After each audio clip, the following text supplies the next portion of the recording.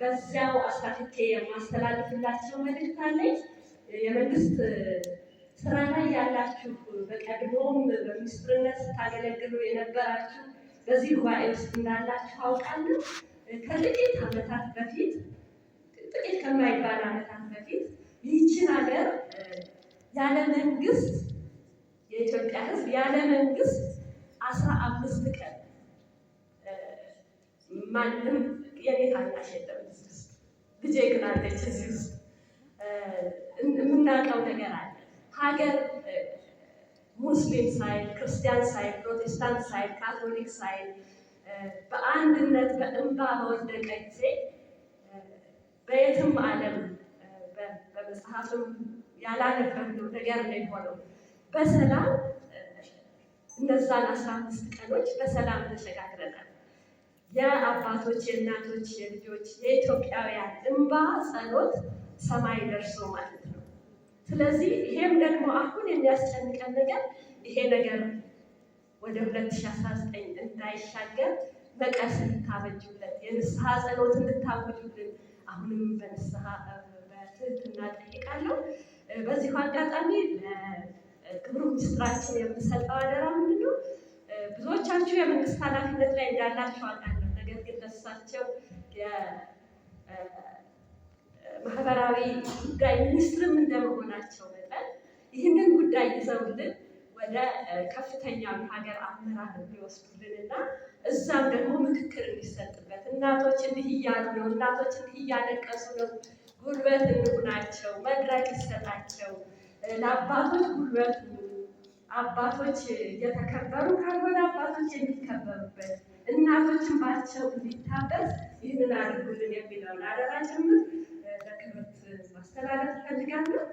ክብርትን በክብር ወደዚህ ትሸኛላችሁ።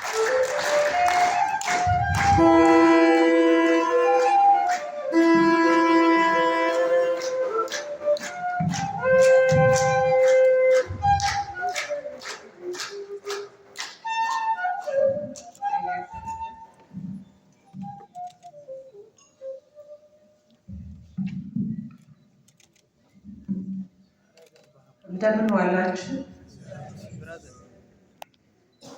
እዚህ ዛሬ የእናቶችን ጥሪ አክብራችሁ ከሁሉም ቤተ እምነቶች የመጣችሁ የተከበራችሁ የሃይማኖት አባቶች፣ እንደየማዕረጋችሁ የሃይማኖት እናቶች፣ እንዲሁም ደግሞ ከኢትዮጵያ የሃይማኖት ተቋማት ጉባኤ፣ በቅድሚያ የኢትዮጵያ የእምነት እናቶች ያለምንም የሃይማኖትና የማህበራዊ ልዩነት ምንም ሳይገድባቸው ለኢትዮጵያ ሰላምና እፎይታ ሲሉ ለእምነት አባቶችና ለሁላችንም የትህትና ጥሪ ለማቅረብ በተዘጋጀው በዚህ ታላቅ መርሃ ግብር ላይ ተገኝቼ መልእክት እንዳስተላልፍ በመጋበዜ የተሰማኝን ልባዊ ደስታና ምስጋና እያቀረብ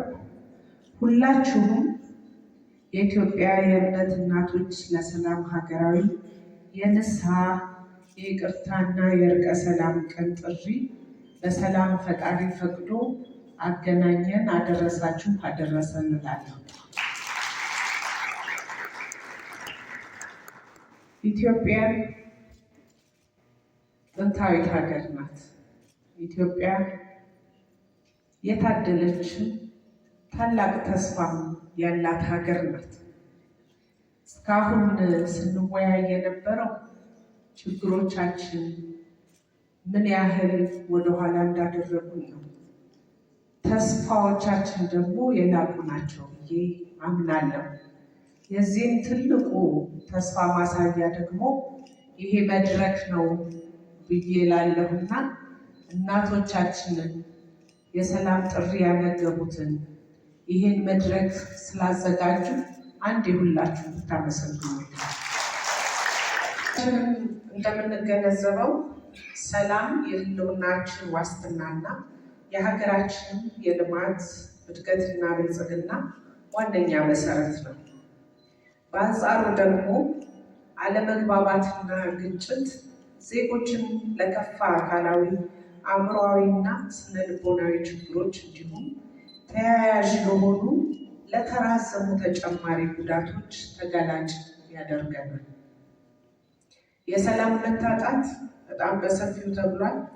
በእያንዳንዱ የዕለት ተዕለት ኑሯችን ጫና የሚያሳድር ሲሆን በተለይ ደግሞ በእናቶችና በሕፃናት ላይ፣ በአረጋውያንና በአካል ጉዳተኞች ላይ፣ ለማህበራዊ ችግር በተጋለጡ ወገኖቻችን ላይ ግንባር ቀደም የሚሆኑት በግጭት ሰዓት ተጎጂ የሚሆኑት እነሱ ስለሆኑ ሰፊ የሆነ የማህበራዊ ቀውስን ያስከትላል፣ እነሱንም ይጎዳል። በመሆኑም ዘላቂ ሰላም ለማስፈን ሁላችንም በትኩረት ልንሰራ ይገባል።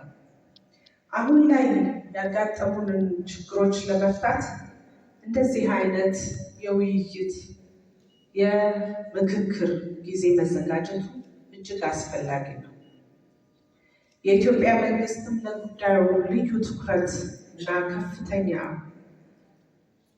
አጽንኦት በመስጠት በሀገራችን ለዘመናት የዘለቁ አለመግባባቶችን በዘላቂነት ለመፍታትና ሰላም ማስፈን እንዲቻል ብሔራዊ ምክክር ኮሚሽንን በማቋቋም እስካሁን በርካታ ውጤታማ ስራዎችን ሲሰራ መቆየቱ የሚታወስ ሲሆን ዛሬ የምናደርገው ውይይት ይህ ሀገራዊ ምክክር ሊካሄድ ባለበት ዋዜማ ላይ በመሆኑ የህዝብ አጀንዳዎች ተለይተው የተለያዩ ጥያቄዎች ሲነሱ ነበረ። አንዱ በይቅርታ መሻገር፣ በፍቅር በአንድነት በህብረት የምንኖርበትን ጉዳይ ማጠናከር ነው። 8 አጀንዳዎች ተለይተው እነዚህ አጀንዳዎች ምክክር እንዲደረግባቸው ትልቅ ስራ እየተሰራ ይገኛል። አሁን የምንገኘው ወሳኝ ምዕራፍ ላይ ነው። ኢትዮጵያ በዘመኗ የነበሩትን ቁርሾዎች ትታ በፍቅር እና በአንድነት በመቻቻል ወደፊት ለመሄድ የምትመክርበት ጊዜ ነው። ምክክር ሁሌ አይደረግም። ሀገራዊ ምክክር አንዴና አንዴ ብቻ ነው የሚደረገው።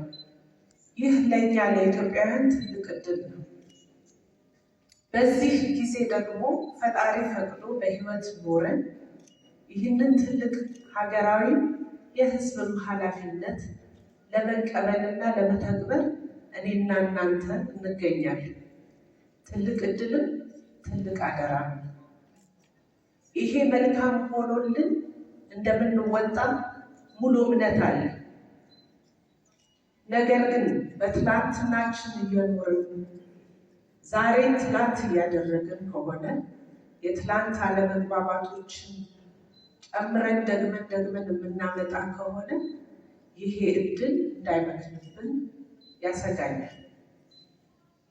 ዛሬ በዋዜማው የምናደርገው ለዚህ ትልቅ መደላድል የሚፈጥር ስራ ነው ብዬ አምናለሁ። የሴቶችና ማህበራዊ ጉዳይ ሚኒስቴር ስለ ሴቶች፣ ስለ ህፃናት፣ ስለ ወጣቶች፣ ስለ አካል ጉዳተኞች፣ ስለ አረጋውያን፣ ለማህበራዊ ችግር ስለተጋለጡ ወገኖች፣ ስለ ቤተሰብ፣ ከስደት እየተመለሱ ስላሉ ዜጎች ኃላፊነት ተሰጥቶት የሚሰራ ተቋም ነው። አንዳንዴም ሚኒስቴር መስሪያ ቤታችንን የህዝብ ተቋም እንለዋለን። ሁሉንም የማህበረሰብ ክፍል የሚያካትት በመሆኑ ይህንን ስንሰራ ትልቁ ግባችን አድርገን ከተለያዩ መንግስታዊ ካልሆኑ ተቋማት ጋር የምንሰራው ደግሞ ለሀገራዊ ምክክሩ መደላድል የሚፈጥር የሰላም ግንባታ ስራ ላይ ነው። ከዚህ አንጻር የሴቶች እና የወጣቶች የሰላም የድርጊት መርሃ ግብር በመቅረጽ ወጣቶችን፣ ሴቶችን በሰላም ግንባታ ላይ ያላቸውን አስተዋጽኦ የበለጠ እንዲያጎለብቱ የማድረግ ስራ ነው። ሰላም አንድ ጊዜ ተሰብስበን ወይ አንድ ጊዜ ብቻ በምንሰራው ስራ ማጽናት አይቻልም። የድርጊት መርሃ ግብሩ ምናልባት ከምክክር ኮሚሽኑ የሚወጣውንም እሳቤ ወደፊት ቀጣይነት ባለው መንገድ ልንሰራ በሚያስችለን መንገድ የተዘጋጀ ነው። የድርጊት መርሃ ግብሩ መዘጋጀቱ በሀገራችን ሰላምን ለማጽናት ለሚደረገው ጥረት ስኬታማነት ወሳኝ እርምጃና ከፍተኛ አስተዋጽኦ እንደሚያበረክት ይታመናል። የድርጊት መርሃ ግብሩ የሀገራችን ሴቶች፣ ወጣቶች ግጭትን በመከላከል በግጭትን አፈታት በሰላም እሴት ግንባታ ሂደት ውስጥ የራሳቸውን አስተዋጽኦ እንዲያደርጉ ለማድረግ ነው። ዛሬ እዚህ እናቶቻችን ጥሪ አድርገው ስንመጣ የዚህ አንዱ የድርጊት መርሃ ግብሩ አካል እንደሆነ ይሰማኝ። ከዚህ በፊት ከእናቶቻችን ጋር ውይይት አድርገን እንዲህ አይነት የምክክር ጊዜ ተዘጋጅቶ ተገኝቼ ያውቃለሁ። ከ20 ዓመት በፊት የጀመሩት ነገር አሁን ፍሬ እያፈራ እንደሆነም ይሰማኛል። ስለዚህ እናቶች ጩኸታችሁ፣ ጸሎታችሁ፣ እንባችሁ ከንቱ የፈሰሰ አይደለም። የሀገራዊ ምክክሩም እንዲመጣ አስተዋጽኦ አድርጓልና እንኳን ደስ ያላችሁ ለማለት ነው። ከዚህ በፊት የማይታሰቡ የሚመስሉ አጀንዳዎች በሀገራዊ ምክክሩ ወቅት አጀንዳ ሆነው ለውይይት ቀርበዋል። ስለ ሕገ መንግስት መሻሻል ከዚህ በፊት ማውራት እንችል ነበር? አልነበረም አይደል? አሁን ግን ሁላችንም በጋራ ሆነን መሻሻል የሚገቡ ጉዳዮች አሉ ካልን እንድንወያይ አጀንዳ ሆኖ ቀርቧል ማለት ነው። ሁሌም በተለያዩ ምክንያት ያው በትንሹ በትልቁ እንከራከራለን። የልዩነትን ሀሳብ አድርገን እንይዛለን። ከፋ ሲል ደግሞ ወደ ግጭት እንሄዳለን። ስለ ባንዲራችን እናወራለን አይደል? ያው ግልጽ መነጋገር ስላለብን አንዱ ሊያጣላን የማይገባ ግን የምንጣላበት የምንጋጭበትን ባንዲራችን ነው።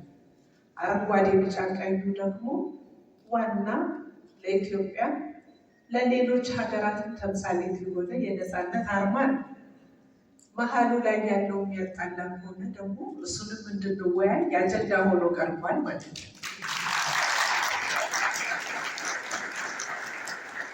ለዛ ነው ብዙ የሚያከራክሩ ብዙ የተውናቸው ያልተሻገርናቸው ደግሞ ችግሮች ሊፈቱ የሚችሉበት ጥሩ አጋጣሚ የፈጠረና ኢትዮጵያ ታላቅ ተስፋ ያላት ሀገር እንደሆነች የሚያመላክት ወሳኝ ምዕራፍ ላይ እንገኛለን ያልኩት። በመሆኑ እስካሁን በነበረው ሂደት ሰላምን ለማስፈን በሚደረጉ ጥረቶች ውስጥ የሀገራችን ዜጎች ብዙ መስዋዕትነት ከፍለዋል። በተለይ ደግሞ ሴቶች ጉልህ ሚና ተጫውተዋል። ከዚህ አኳያ የኢትዮጵያ የእምነት እናቶች በሀገራችን እውነተኛ ሰላም እውን እንዲሆን በመሻት በተለያዩ ጊዜያት የሰላም ጥሪን ሲያስተላልፉ መቆየታቸው ሁላችንም እናስታውሳለን።